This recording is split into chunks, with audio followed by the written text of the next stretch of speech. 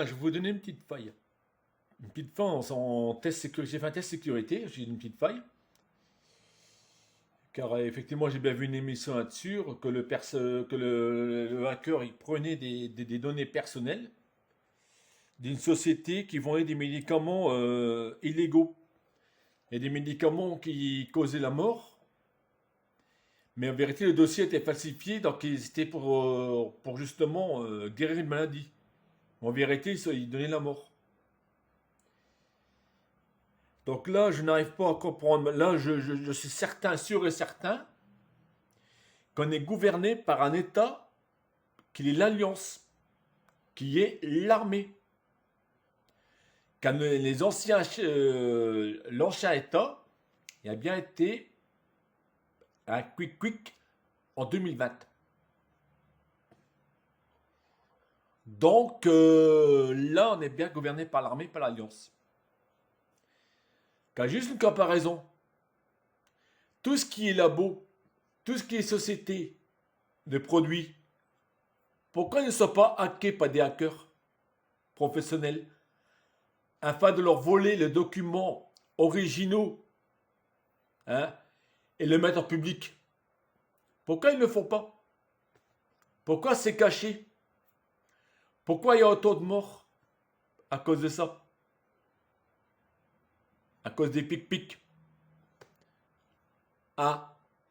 Et pourquoi aussi il y a des gens, des actionnaires qui travailleraient pour justement la milice, qui accepteraient pas, qui n'achèteraient pas des parts, quelques pourcentages de parts de la société, de leur société. Pourquoi ils ne le font pas? Pourquoi ils n'achètent pas quelques parts de leur société de labo? Ils se mettent d'accord avec le gros patron et ils achètent des petites parts de société. Puis après, ben, les vendent. Après que tu aies publié en public, leur rapport, ah ben, qu'ils vendent ça aux gens chers, avec des 500 000 de parts de la société. C'est comme ça qu'on ruine une société. Ils vendent ça comme ça, ils vendent ça, hop, sur le net, en plusieurs francs. Plus 500 000 parts de la société. Pourquoi ils ne le font pas? Cependant, personne qui s'attaque à eux. Donc, voilà. Donc ça, c'est la faille qu'on peut rentrer dans leur dossier. Là, c'est du Kali Linux que j'ai ici. Et pour craquer ce code-là, parce que là, le nom, bon, on peut mettre admis, par exemple. On met admis. Bon. On met admis. Admin. Mais là, il demande le passeport. Voilà, entrez votre mot de passe. Et là, ben, il faut une clé USB Rootkit. Voilà. Qu'on peut fabriquer nous-mêmes. C'est-à-dire, on fait une image avec un code JS JavaScript dedans, avec un autorune, qu'on met carrément sur le PC. Et lui, il va carrément prendre le code et elle pourra rentrer dans Kali Linux facilement. Voilà. Donc après, je vais vous montrer comment on fait le test intrusion. C'est juste deux petits codages à faire, ça ne met même pas 5 minutes pour prendre toutes les possessions qui se cachent dans le PC. Même des fichiers effacés, surtout des fichiers effacés. Voilà. Donc, je vous reprends tout de suite après. Donc voilà, il est renforcé le mot de passe avec des fameux logiciels rootkit sur la clé USB. Donc maintenant, on va aller dans le terminal, carrément. Vu qu'on est sur le PC, donc on peut faire ce qu'on veut. Hein. Voilà, s'il y a 36 terminals qui se ouvrent, c'est terrible, c'est pénible. Donc je vais essayer de fermer une paire, mais si j'arrive à les fermer.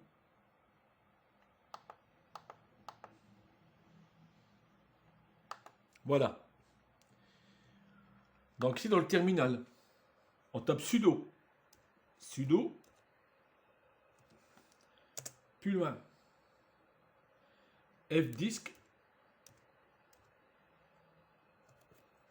F10, plus loin. Non, c'est pas ça le tiret. Ah, je vais pas y arriver à le faire. Et ça, elle est bonne. Voilà. F10-L. Là, on fait comme ça, on regarde qu'est-ce qu'il y a dans le PC, comme un disque dur qu'il y a dans le PC. Voilà, il va très vite. Moi, j'en ai deux. 1 et 2. Donc là, on va installer en mettant sudo. Installer le fameux logiciel pour récupérer les données. Sudo apt. Ça, c'est pour l'installer. Hein. Sudo apt installe.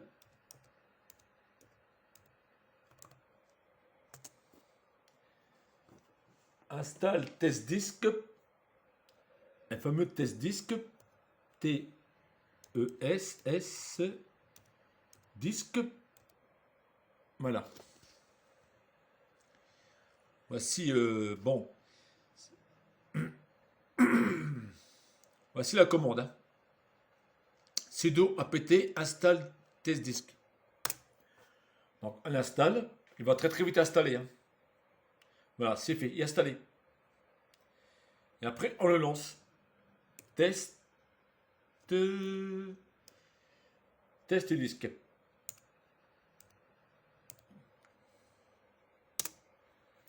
Et voilà, on y est sûr. Donc là, on met create. Et là, on peut choisir le disque qu'on veut. Moi, je prends ça 100 GB, le plus gros. Hein. Même pas, je vais prendre plutôt celui-là. Ça, c'est un USB. Je vais prendre celui-là. Celui-là, c'est le plus gros. Hop. Et je lance. On continue. Hop. Intel. Analyse. Et c'est parti.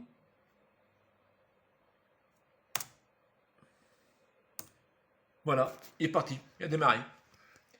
Donc je prends juste après. Après l'analyse.